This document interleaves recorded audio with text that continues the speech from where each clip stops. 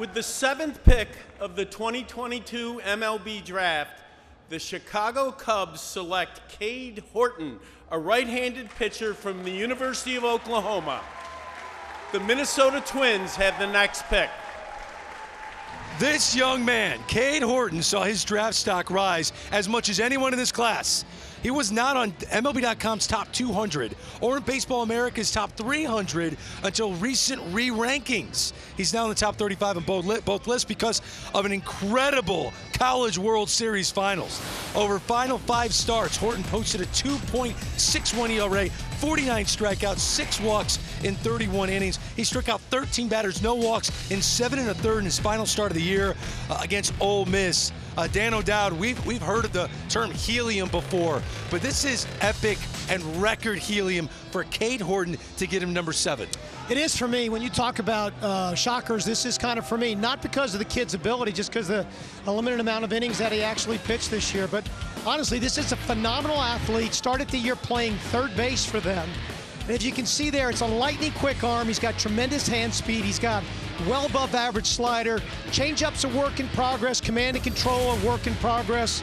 But a lot of upside. But again, kind of a short look to be taken this high overall. Yeah, but we shouldn't be surprised. I mean, he's been here before at this draft position, at least being ready to be drafted. I want to take you back to some video because I loved this kid when he was in high school. Yes, he is a rising helium, as they would say. 20 years old, 6'1", 211. Remember, 20 years old. So I want to take you back 2019. This is at the PDP. This kid was on the radar. MLB is playing shortstop. Dan Talks probably played some third base at Oklahoma. That's no surprise because he was doing that. And you know how I know, Greg? How? That's me right there. I'm watching him down in Florida. I'm like, who is this kid? And why he was on my radar? Because he was pitching and hitting. But man, it was a high school football. He went to Oklahoma to quarterback. All right, and when he got there, he said, okay, I'll go ahead and concentrate on baseball. We're watching a guy finally concentrating on one position, not just one sport.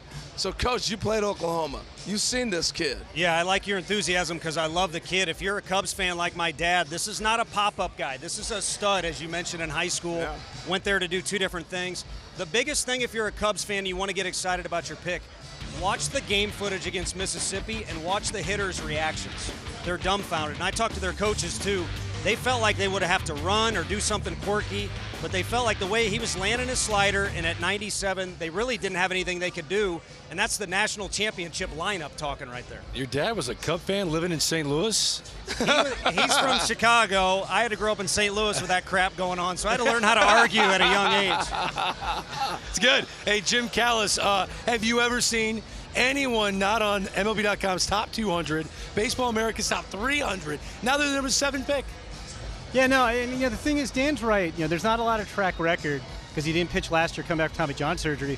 But I thought the 5 starts he had in the postseason, starting the Big 12 tournament, to me, he was the best college pitcher available in a year when most of the best college pitchers got hurt or at least had some kind of physical question.